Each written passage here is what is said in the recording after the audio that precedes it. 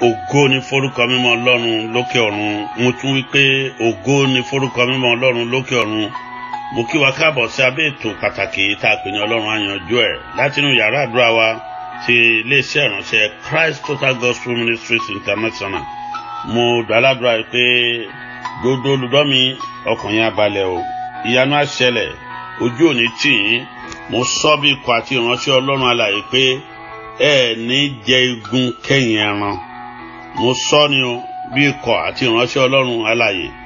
ò ní wọ àkísà kẹ́yìn aṣọ. Mo sọ pé májẹ̀mú òkùnkùn tí ọ̀tá wọ̀ lọ lórí ẹ fún oṣù tó wà yìí o, gbogbo májẹ̀mú òkùnkùn, gbogbo sí òkùnkùn tán lọ ṣe, Ọlọ́run ọ̀run á bàjẹ́ lórí ẹ, á wá yí lé wọn lórí. Ibi tí ọ̀tá rò sí ọ yẹn, ọ̀tá ló máa forí ko. Mo sọ pé lóṣù tó wà yìí sẹ́, ọ̀rọ̀ ayé rẹ ó máa nítumọ̀. Ó máa nítumọ̀ ni. Ó gbọ́dọ̀ nítumọ̀ ni. Ó gbọ́dọ̀ máa gbébi ayé júùjù. Mo sọ pé pẹpẹ òkùnkùn tá a tẹ́ nítorí ẹ nínú ìjọba òkùnkùn tán fi ń porí ẹ, tán fi ń miṣẹ́rẹ́, tán kándù lé lórí. Àrá àti iná Ọlọ́run Olódùmarè kó tú pẹpẹ yẹn ká, kó dàrú lórúkọ Jésù. Ẹnikẹ́ni tó wà ń di iṣẹ́ pẹpẹ yẹn, àrá ọ̀run kó sán lù ó bá kọ̀ tí ò ronú pìwàdà. Yóò dára fún ọ, ojú òní tì ọ́. Mo sì gbàdúrà pé gbogbo ègún àti májẹ̀mú tí kò jẹ́ kí gbogbo rere tí Ọlọ́run ti pinnu lórí ọ̀rọ̀ ẹ kó wá sí ìmúṣẹ, ọ̀run bàjẹ́ lónìí o. Ṣé wàá gbàdúrà? Mo fẹ́ kó sáré gbàdúrà yìí. Mo fẹ́ kó sáré gbàdúrà yìí pé Ọlọ́run ò sọ bẹ́ẹ̀, ò tí gbàdúrà. Ó dá dúpẹ́ lọ́wọ́ Ọlọ́run náà. Mo fẹ́ kó kọ́ dúpẹ́ lọ́wọ́ Ọlọ́run. Dúpẹ́ kó Olúwa ó ṣe tó wà lábẹ́ ètò yìí. Ó yá ronúpìwàdà. Jẹ́wọ́ ẹ̀ṣẹ̀ fọ́lọ́run kó sì ronúpìwàdà. Torí àwọn àdúrà tó fẹ́ gbà yìí kò ṣeé ṣe kó má dá àdúrà àgbáyọrí ni. Àdúrà ayọrí sí rere. Fẹ́ kó gbàdúrà yìí sọ pé Olúwa ò sọ bẹ́ẹ̀. Ó ti gbàdúrà sọ pé Olúwa mi ò, sọ pé Ẹlẹ́dàá mi ò, sọ pé aláṣẹ lọ́run àti láyé ò, sọ pé Ọlọ́run mi ò, jẹ́ kó kígbe oró, jẹ́ kó kígbe oró òjijì. Ọ̀tá tó fẹ́ paná ògo mi, jẹ́ kó kígbe oró òjijì lórúkọ Jésù. Máa gbàdúrà yẹn, máa gbàdúrà yẹn, máa gbàdúrà yẹn, gbà tọkàntọkàn, gbà tadára. Sọ pé Olúwa ò, má jẹ́ kí ọ̀tá kó ṣí mi ní ipò tó fi mí ṣe, má jọ ṣí mi nípò padà. Mo kọ̀ láti ṣí nípò padà bí Olúwa ti ń bẹ láì tọrọ ẹ̀ ń bẹ láàyè. Mo fẹ́ kó gbàdúrà yìí pé Olúwa ò, kọ́dún yìí tó parí, ìṣẹ̀lẹ̀ ńlá tí ó mú kìkì bá orúkọ ẹ jẹ́ kó ṣẹlẹ̀ lórí mi, jẹ́ kó ṣẹlẹ̀ lórí ìdílé mi, jẹ́ kó ṣẹlẹ̀ lórí iṣẹ́ tó gbélé mi lọ́wọ́. Ìṣẹ̀lẹ̀ ńlá tí ó mú àwọn ènìyàn kí mi kú oríire, congratulations, jẹ́ ó ṣẹlẹ̀. Gbàdúrà yẹn tọkàntọkàn. Mo fẹ́ kó gbàdúrà yìí pé Olúwa Ọlọ́run mi ò, sọ mí di ìpayà fáwọn ọ̀tá. Tó bá ti ń rí báyìí, kẹ́rù máa bà wọ́n, sọ mí di ìpayà fún wọn lórúkọ Jésù. Bíbélì náà ti sọ, ó ní ẹ sọ fún olódodo pé yóò dára fún, ṣùgbọ́n ẹni ìkà wọ́n ní kò ní ṣe rere ni, kò lè ṣe rere. Ó wà nínú ìwé Àìsáyà, lọ́ka. Fàdúrà méjì kún, ṣé ó gbàdúrà? Mo fẹ́ kó sọ fún Ọlọ́run nínú àdúrà yìí pé, sọ pé arúgbó ìkà tó ń fìyà jẹ mí, arúgbó ìkà tó ń ni mí lára,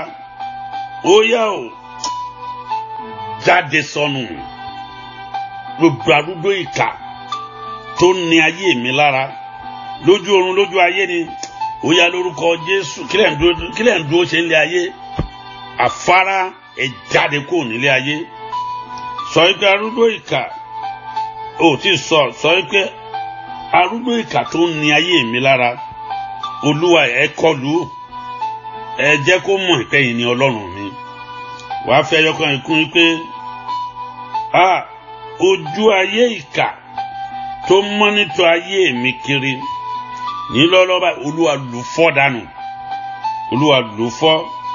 mo sọ bí ikọ̀ àti ìránṣẹ́ Ọlọ́run alààyè pé gbogbo àwọn aṣebi tó ń tọpinpin ayé rẹ kiri wọn ò ní rí ọmú táyà ẹ̀yìn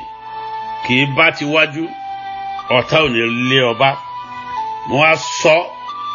yí pé bí ikọ̀ àti ìránṣẹ́ Ọlọ́run pé ènìyàn kíníyàn tá a bí nínú obìnrin tá a fómi àti ẹ̀jẹ̀ kíkà bọ̀ sílé ayé tó ń dórí ilẹ̀ yìí jẹ o tó ń dórí ilẹ̀ yìí mu tó ń dórí ilẹ̀ yìí sùn tó ń dórí ilẹ̀ yìí jí tó lóòní ní fọkànbalẹ̀. mo pe afẹ́fẹ́ kó di ọ̀tá ẹ̀, mo pe oòrùn kó di ọ̀tá ẹ̀, mo pe omi kó di ọ̀tá ẹ̀,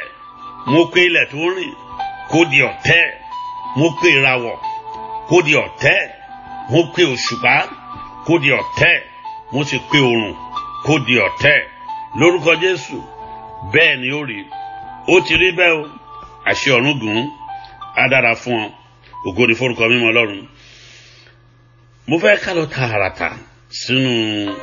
ọ̀rọ̀ àwẹ̀ tá a gbẹ́nu lé. Kádùá rẹ lè gbà ní ọ̀pọ̀ ọmọdé tá a fi ń dá àwẹ̀. Mo sọ lánàá gbàdúrà ìdánilẹ́kọ̀ọ́ tí mo ṣe kọjá. Mo ní àwẹ̀ kì í ṣe ohun tá a fi ń tu Ọlọ́run nínú lójú, kì í ṣe bribe fọlọ́run. Ẹlòmíì ti sọ àwẹ̀ di bribe. Ẹlòmíì ti lé lóko tóun bá ti gba àwẹ̀ ó ní dandan kéèyàn ṣe gbọ́ jẹ́ ìṣàṣírí kan fún ẹ. Àwa onígbàgbọ́ tá a gba Jésù lólúwa àti olùgbàlà kọ́ nìkan là ń gbà àwẹ̀, àwa nìkan kọ́ là ń gbà àwẹ̀. Agbára ń bẹ nínú ìṣe ara ẹni ni. Àwẹ̀ ni kéèyàn ṣe ara rẹ̀ kúrò nínú ohun téèyàn ń ṣe lójoojúmọ́. Mo fẹ́ fìdí yẹn múlẹ̀ dáadáa. Àwẹ̀ ó ní ìṣe ara ẹni kúrò nínú ohun téèyàn ń ṣe lójoojúmọ́. Oúnjẹ jíjẹ ni o, omi mímu ni o, ìbálòpọ̀ ni o. Àwẹ̀ wà bí àwẹ̀ wà. Wọ́n máa ń kọ àwẹ̀ kan ní funfun, àwẹ̀ kan dúdú, ìyẹn kọ́ ni mò ń bọ̀ sọ. Àwẹ̀ tó ń pè ń funfun yẹn ó ní ìgbà tí èèyàn bá ń jẹ àwẹ̀ má jẹyọ̀, àwẹ̀ má jata. Ǹjẹ́ o mọ̀ pé àwẹ̀ má rọrùn náà wà? Àwọn tó ń gbà àwẹ̀ wà bí àwọn tó ń gbà àwẹ̀ wà. Àwẹ̀ má rọrùn, àwẹ̀ má rí gbòòrò wà, má rí gbòòrò ó wà. Ìyẹn pé àwẹ̀ wọ́n á lọ́nu igbó. Àwẹ̀ ni àwẹ̀ má sùn kọ́. Ọ̀gànjọ́ òru ni mo wà yìí. Àwẹ̀ kan ni mò ń gbàwẹ̀ nítorí ẹ kó lè dá fún ọ kó lè ṣàṣeyọrí. Àwẹ̀ ni nígbà tí èèyàn bá ń ṣàìsùn gbogbo ọ̀nà ìtí tá à ń sọ yẹn ẹlòmíràn mọ̀ pé àwẹ̀ oorun ni. Àwẹ̀ ìbálòpọ̀ wà. Ó kọ̀ jẹ́ pé téèyàn bá máa da àwẹ̀ ìbálòpọ̀ láàrin ọkọ àtaya kásídẹ̀ǹtì má bàa ṣẹlẹ̀ káwọn ọmọ èṣù má bàa sá wọlé. Ẹ jọ fóun kò ní o. Ẹ sọ fúnra yín ṣe gbọ́. Kì í ṣe pé obìnrin kan wá lọ gba àwẹ̀ ọkọ tó ti ní temptation táwọn ọmọ ọ̀run òkùnkùn tán dá sọ́tún tán dá sósì tán wá ń béèrè lọ́wọ́ ẹ̀ pé iye pé kìnnì kan tó wá ní àtòhùn níyàwó láéláé òun ò ní ṣubú kó wá tún délé tán kíyàwó ẹ̀ máa ní ìwọ tiẹ̀ níṣẹ́ kankan míì ṣé o wojú ni ẹjọ́ mo fẹ́ bí ilé ìrèbèrè tí wọ́n máa ń kọ àwẹ̀ síwájú ojú no ìyẹn kọ́ ni mo sọ ẹjẹ́ àfọdún Ọlọ́run máa kọ́ wa bá ṣe ń fi ọdún Ọlọ́run tó àwẹ̀ ṣé o ti gbọ́ àwẹ̀ kì í ṣe bribe fún Ọlọ́run àwẹ̀ ní ìṣe ara ẹni láàrin ọkọ àti ìyàwó ẹ gbọ́dọ̀ jíjọ sọ fúnra yín pé mo fẹ́ ní ìṣe ara ẹni fún nǹkan báyìí ìkíní á ti mọ̀ ìkejì á ti mọ̀ ẹ méjèèjì dẹ̀ lè gba àwẹ̀ kí ẹ gbàgbà ohun kejì nípa àwẹ̀ ni pé nígbà tá a bá ń gbà àwẹ̀ ẹ jọ̀ọ́ mo fọlọ́run bẹ̀ yín ni àwẹ̀ tá a bá gbà tí ò ládùúà ìfi ìyàjẹ ara ẹni ni ìfi ìyàjẹ ara ẹni ọkọ ló fi ìyàjẹ ra ní à ń gbàwẹ̀ tó o bá gbàwẹ̀ tó o gbàdúà ó fi ìyàjẹ ara ẹni ṣùgbọ́n tó rí àwẹ̀ ó dàbí nǹkan tó ń ran àdúà lọ́wọ́ wà á gbé kalẹ̀ láti ran àdúà wa lọ́wọ́ kó lè gbà kó lè tètè gbà lọ́wọ́ Matthew chapter 6 Bíbélì sọ nínú verse 6 yẹn 6-7 ó nígbà tí ẹ bá ń gbàdúà nígbà tó dé verse 16 ó tún nígbà tí ẹ bá ń gbààwẹ̀ ó ti mọ̀ ká máa gbààwẹ̀ ó mà bá ń dáwẹ̀ ó mà bá ń dàdúà tá a bá ń dàdúà tá a bá ń dáwẹ̀ méjèèjì tá a bá papọ̀ ìmáa ń jẹ́ kọ́lọ́hún ó tètè gbọ́ ó máa ń jẹ́ ìṣẹ́gun ọ̀pọ̀ ogun tá a máa ń rí lójú àlá ní ọ̀pọ̀ ìgbà ohun tí ò yé wa ni pé tó bá lè dáwẹ̀ tó lè dàdúà àṣírí kan tí mo rí rèé ọ̀pọ̀ nínú ilẹ̀ ń dáwẹ̀ nítorí pé tẹ́ ní ẹ lálàkàlà ẹ wà máa bẹ̀rẹ̀ sí gbàwẹ̀ lọ́rùn ganan kò sáyè fàdúà gbọ́ bọ́ ọ bá ń ṣiṣẹ́ tó láwẹ̀ tó ọ máa fi ọkàn gbàdúà ní ó máa wago ó máa fọkàn gbàdúà bó bá jẹ́ pé prayer item kan ló mú irú àwọn bánà tí wọ́n máa ń rán jáde lára àárọ̀ yẹn tí a máa ń fi ń design yẹn á gbé kalẹ̀ fún ọ ní fún àtẹnumọ́ ẹ nìyẹn fún ọjọ́ yẹn ó máa tẹnumọ́ dábàá tó bá ti gbọ́ ọ̀rọ̀ yìí tán tó gbàdúrà devotion tó fi ṣe devotion àwọn prayer point tó gbọ́ bàbá Olúwalàgbà tó gbọ́ bàbá Túndé Bámigbóyè tó gbọ́ bàbá Ṣẹ́gun Adéníran látọ̀fà Túndé Bámigbóyè láti ìlú Èkó tó tún gbọ́ tàwọn tó wà láti Amẹ́ríkà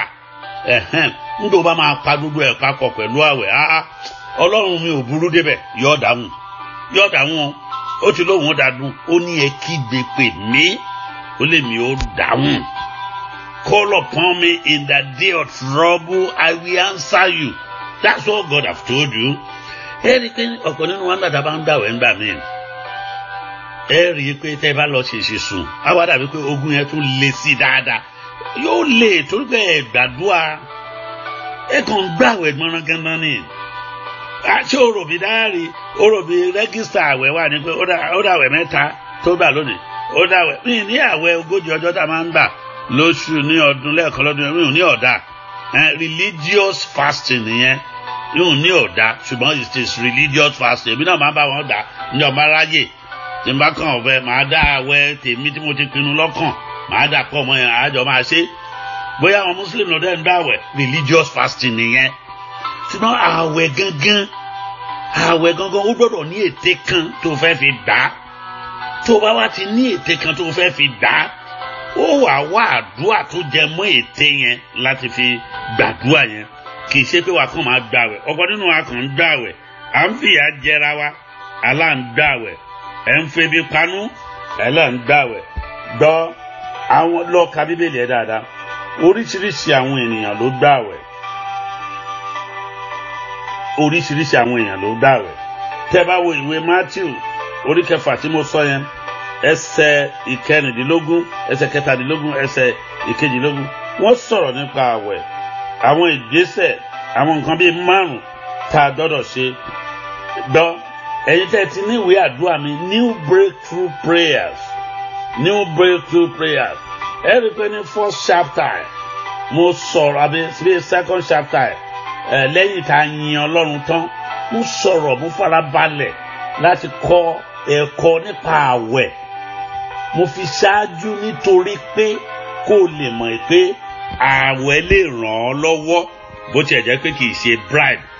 ọ̀kọ́ lè gbàwẹ̀ kó gba àìmọye 100 ọdún àwẹ̀ kóròbì gbọ́ kì í ṣe yé àwẹ̀ tó gbà ló mátà tó o bá gbàdúrà òfìfo ní jẹ́ ìṣàṣírí kan fún ẹ. àwọn ọmọ òkùnkùn wọ́n ń gbàwẹ̀ mo ti bá ìránṣẹ́ Ọlọ́run kan pàdé rí nígbà tí mo wà ní jẹ́ pásítọ̀ ní Nàìjíríà ọkùnrin yẹn ó lóun gbàwẹ̀ fún oṣù 11 àti ọjọ́ 11 kóun lè rí èṣù onígbà tí èṣù máa yọ sóhun bẹ̀rẹ̀ grand ló ti yọ sí àwẹ̀ ló gbà oṣù lọ ó ń béèrè kóun fẹ́ rí èṣù ó lóun fẹ́ bẹ́ èṣù sọ̀rọ̀ ó sì fara hàn so tí wọ́n bá wá lóun gbàwẹ̀ tó wá ní òun gbà kínní èyí tí wọ́n lè gbàwẹ̀ bàbá Adébóyè sọ̀rọ̀ kan ẹ̀rù bá mi níjọ́ tí wọ́n sọ wọ́n láwọn tí ẹ̀ mọ iye ìgbà táwọn ń jẹun lọ́dún wọn àwọn ò mọ iye ìgbà táwọn ń gbàwẹ̀ mọ́ iye ọjọ́ táwọn ń jẹun ni ìnáwó ọjọ́ tí wọ́n ń jẹun ó kéré Ọlọ́run fún mi lóore ọ̀fẹ́ o Ọlọ́run ṣàánú fún mi ṣùgbọ́n dúdú dàtọ́ bá láwọn ń gbàwẹ̀ yẹn wọ́n ń gbàdúrà o wọ́n lè jókòó báyìí kẹmà wọ ẹnu ẹlòmíì tó bá jókòó báyìí a máa mi wẹ́lẹ́wẹ́lẹ́wẹ́lẹ́ ó fàyà lọ nìyẹn ẹni bá kọlu náà gbọ́ ogun bá ọjà lójú oorun o mọ̀ pé àdúrà la máa ń gbà pẹ̀lú àwẹ̀ ogun àlákàlà yìí ó gbọ́dọ̀ wá sópin oyún àwẹ̀ ọjọ́ mẹ́ta o mú àsìkò àdúrà o bẹ̀rẹ̀ sí sọ pé láago méje o aago mẹ́wàá o aago méjìlá o bóyá wákàtí mẹ́ta síra wọn lórí o fẹ́ máa gbàdúrà lórí ilé o fún Ọlọ́run ní ìṣẹ́jú bí mẹ́ẹ̀ẹ́dógún o gbàdúrà o tẹnumọ́ lórí o sì ń dàwẹ̀ o tó tẹnumọ́ gbogbo ẹni tẹ̀ ń wojú Ọlọ́run fún ọmọ á sì sọ̀rọ̀ nípa yín láìpẹ́ á gbàdúrà fún gbogbo àwọn tó ń wojú Ọlọ́run fún ọmọ mo sì mọ̀ pé ìyanu á ṣẹlẹ̀ ṣé ẹni gbogbo ẹni tẹ̀ ń wojú Ọlọ́run fọ́kọ yẹn lágbára Ọlọ́run 2018 èmi ò ní wọ kóòtù wá síbi márèjì agbádá ni mo máa wọ̀ láti fi pa ọ̀tá lẹ́nu ọmọ pé Jésù mi ń bẹ láàyè tí ẹ ti gbọ́ bẹ́ẹ̀ ló sì máa rí fún yín ohun tí mò ń sọ rèé tẹ́ ẹ bá ń gbààwẹ̀ Jésù sọ ó ní nígbà tẹ́ ẹ bá ń gbààwẹ̀ èkíní kí ni ìdí tó fi ń gbààwẹ̀ èkejì kí ló fẹ́ achieve nínú àwẹ̀ yẹn ìkẹta kí làwọn ìgbésẹ̀ tó máa gbé kí ló ń béèrè fún àwọn ìgbésẹ̀ yẹn ó wà nínú ìwé ìkẹsórí tó bá fẹ́ gbààwẹ̀ you have to determine o gbọ́dọ̀ pinnu pé nínú àwẹ̀ oríṣiríṣi àwẹ̀ ló wà wọ́n máa tẹnumọ́ yẹn tó bá di ọ̀la oríṣiríṣi àwọn àwẹ̀ ló wà àwẹ̀ ọlọ́jọ́ kan wà àwẹ̀ ọlọ́jọ́ mẹ́ta wà àáwù àwọn tó gbà àwẹ̀ ọlọ́jọ́ kan àwẹ̀ ọlọ́jọ́ mẹ́ta àwẹ̀ ọlọ́jọ́ méje àwẹ̀ ọlọ́jọ́ mọ́kànlélógún àwẹ̀ ogójì ọjọ́ ó wà nínú Bíbélì àti kí nìdí tá fi ń gbààwẹ̀ a máa wò yẹn lọ́la so lẹ́ẹ̀kan tí mo kí wa ní orúkọ Jésù Kristi bí mo ṣe wá ń sọ ọ̀rọ̀ ogun tó ń farahàn lójú àlá kí ni báwo la ṣe lè ṣẹ́gun ẹ̀ nítorí pé ogun yẹn kì í ṣe ogun ara ogun ẹ̀mí ni tó bá jẹ́ bẹ́ẹ̀ àwẹ̀ àtàdúà òun la lè gbà so nísìn nígbà mo fẹ́ ká ṣe ni pé mo fẹ́ ká lọ nínú ìtumọ̀ àlá díẹ̀ ká tó parí láàrin ìṣẹ́jú méjì ẹnìkan ní òun rí lójú oorun wọ́n ní kóun lọ mú àgbọn wá wọ́n wá fọ́ àgbọn yẹn ní ojú wọn báyìí lójúkorojú Ọlọ́run ṣàánú fún mi mo máa ń sọ tí wọ́n bá ní ọlọ́mọ àgbọn wọn fẹ́ fi àgbọn ṣe nǹkan kan wọ́n bá fọ́ àgbọn mọ́lẹ̀ lójú ẹ ayé rẹ ni wọ́n fọ́ mọ́lẹ̀ yẹn o bí àgbọn bá fọ́ kò ṣeé tún tò dáadáa mọ́ kò sí bó ṣe fẹ́ rí bí ẹni tó ṣe operation fún lórí ni kò sí kò lè dàbí so ṣọ́ ara ẹ̀ṣọ́ ara yín Olúwa ń pe àkíyèsí ẹ fún ìṣọ́ra nìyẹn rí pé káyé má bàa domi tóun dì sínú ẹ omi ire omi ayọ̀ ayé ò ní rí ìdànù ẹnìkan sọ wípé wọ́n fún òun ní òdòdó lójú oorun wípé ọkùnrin kan wá fún un ní òdòdó òdòdó fẹ́ ni bá jẹ́ kó obìnrin ni bá sì jẹ́ ọkùnrin ni obìnrin yẹn ń ta sí ẹ ó ń ta sí ẹ tó bá yẹ kó o ti ìdíyàwó kó o wá bó ṣe bá sọ̀rọ̀ ní kankan ó fi ọ̀fẹ́ wù ni ó dàbẹ̀ ní tán fún ní òrùka lójú oorun wọ́n fún ẹ lórí òru kìí ṣe kó yọ tán bá yọ kò dáa ṣùgbọ́n tán bá yẹ pé wọ́n fún ẹ ní wọ́n fún ẹ láṣẹ nìyẹn àṣẹ nìyẹn tán bá fún yàn lórúka lójú oorun tàbí tán fún ní ọ̀pá lójú oorun tàbí wọ́n fún ní Bíbélì àṣẹ ni wọ́n fún yẹn agbára ni wọ́n gbé fún un. ẹ jẹ́ kí n wo nígbà tí èèyàn bá ń bá rẹ̀ ní orí odò tó dọ̀tí o nílò láti wà very very careful tó bá rí odò tó wà muddy orí odò yẹn ó wà muddy omi kò ayé rẹ̀ ó ń pè fún àkíyèsí odò tó wà muddy tódò yẹn dẹ̀ tún wide bóyá odò yẹn tún deep ó dẹ̀ fẹ́ kọjá problem nìyẹn o delay nìyẹn o obstruction nìyẹn o ṣọ́ra gbàdúrà fàwẹ̀ tí kò Olúwa ọba tó mú mi tòrò mú mi ayé mi tòrò mo fẹ́ kọjá. ìkejì nígbà tí o bá rí omi minimini lójú oorun very quiet serene river torí bí omi àjẹ́ kan láàárọ̀ ó ń sọ̀rọ̀ nípa ìfọkànbalẹ̀ ó ń sọ̀rọ̀ nípa ẹ̀mí mímọ́ Ọlọ́run ó ń sọ̀rọ̀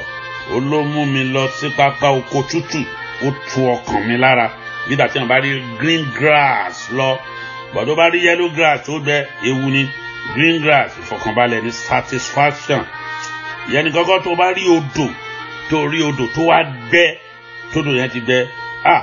barrenness nìyẹn ìyàgàn nìyẹn ṣọ́ra ó dàbí igi tó yẹ kéèyàn ti rí èso lórí ẹ̀ lásìkò tí tó dàbí pé igi ò sèso tàbí tó bá wá rí igi tó sèso torí tó jẹ́ pé èso yẹn ò tí ì dó wá ń jábọ́ tó bá lóyún gbàdúrà gidi oyún tí ò tí ì tó time wọ́n fẹ́ jábọ́ nìyẹn Olúwa dúró tí ẹ̀wà àkókò wa tún ti lọ lónìí Olúwa pa ọmọ gbọ́ tó bá nílò ìtumọ̀ àdúrà ìtumọ̀ àlá sí dáadáa mo ní o lọ béèrè fún ìwé àlá ìtumọ̀ àlá yẹn your dreams and interpretation lórí www.lulu.com bọ́tò ò bá lè ṣe pè mí á post ẹ̀ sí wà kàn sanwó postage ni á dára fún ẹ ojú òní tiẹ̀ wàá ṣe rere o ọkùnrin abalẹ̀ orúkọ mi ni àlùfáà àti ajínrere Peter Olúfẹ́lá Adémọ́sùn wá gbọ́ ẹ̀rọ ìbánisọ̀rọ̀ mi ni +4479511 mo wá ń sọ fún ọ pé lágbára Ọlọ́run October 21 October 22 àti October 23 October 20 21 22 a ní ètò pàtàkì kan ní ìjọ wa ó máa dá lórí àlá seminar on dreams alákòókò láti béèrè alásìkò láti gbàdúrà papọ̀ alásìkò 1-to-1 wọ́n tó fẹ́ béèrè fún ìmọ̀ràn ní yọ Friday yẹn aago 6:30 ní nírọ̀lẹ́ títí di aago 8:30 ní jọ Saturday 2:30 ni ó ti bẹ̀rẹ̀ mọ́ ọwọ́ ọ̀rọ̀lẹ́ máa lẹ́ tó bá dijọ́ Sunday a fi ọ̀rọ̀ Ọlọ́run á yanjú ẹ̀ 9:45 to 10:45 a.m. gbogbo Sunday la máa ń ṣe yẹn àfikàsẹ́lẹ̀ mo kí ọ káàbọ̀ sí abẹ́ ètò pàtàkì yìí mo gbàdúrà yìí pé ẹ̀mí ẹ tó gbọ́ tòní yóò tún gbọ́ tọ̀la wàá ṣe rere wàá jáná Ọlọ́run mi á yanjú ẹ̀.